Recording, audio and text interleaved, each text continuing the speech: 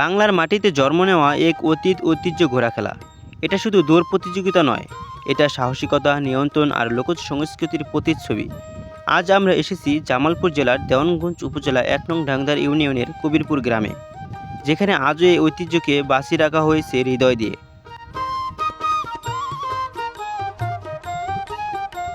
ঘোড়া খেলার শিকড় গেঁথে আছে বাংলার গ্রামীণ সমাজে। একসময় জমিদার রাজা মহারাজদের পৃষ্ঠপোষকতায় এ খেলা ছিল ক্ষমতা ও কৌশলের প্রতীক। গ্রামে গ্রামে সুয়ারেরা প্রতিযোগিতায় নামতেন সাহসিকতার প্রাণে। আর আজও এই 100 বছর পেরিয়ে এই ঐতিহ্য বহন করেছে কবিরপুরের মানুষেরা। ঘোড়া খেলায় একটি প্রশিক্ষিত ঘোড়া এবং দক্ষ আরোহী অংশ নেয়। এখানে শুধু গতি নয়, ঘোড়ার উপর নিয়ন্ত্রণ আর সাহসও বড় ভূমিকা রাখে। একটি সংকেতের মাধ্যমে দৌড়ও শুরু হয়, মাঠে উঠতে থাকে ধুলা, দর্শকের চিৎকারে মুখরিত হয় আকাশ। কবিরপুরের এই খেলাটি শুধু খেলা নয়, এক উৎসব। গ্রামের প্রতিটি মানুষ অংশ নেয়, কারো হাতে মাইক, কারো হাতে পতাকা, আর মাঠের চারপাশে জড়ো হয় হাজারো মানুষ। দূর দূরান্ত থেকে ছুটে আসে দর্শক।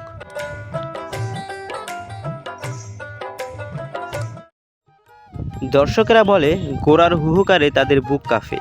মাঠের পাশে বসে ছোটরা শীষ দেয়, বৃদ্ধরা হাততালি দেয়, আর নারীরা দল বেঁধে দেখে বাংলার সাহসী সন্তানদের ছুটে চলা। ঘোড়া খেলা যেন হয়ে উঠেছে প্রজন্মের কাছে এক স্মৃতি, এক বর্ণময় দিন। খেলার শেষে বিজয়কে পুরস্কার তুলে দেন এলাকার গণ্যমান্য ব্যক্তিরা। এটা শুধু একটি ট্রফি নয়, এটা সম্মান, গর্ব আর গ্রামের মুখ উজ্জ্বল করার স্বীকৃতি। বিজয়ের গলায় মালা, দর্শকের মুখে উল্লাস, এই মুহূর্তগুলোই কবিরপুরের গর্ব। আজকের প্রযুক্তির যুগে যেখানে ঐতিহ্য হারিয়ে যেতে বসেছে, সেখানে কবিরপুরের ঘোড়া খেলা যেন এক আশার আলো। এই খেলা শুধু আনন্দ দেয় না, এটা শিখিয়ে দেয় নিজ মাটি, নিজ সংস্কৃতিকে ভালোবাসার নামই বাঙালি।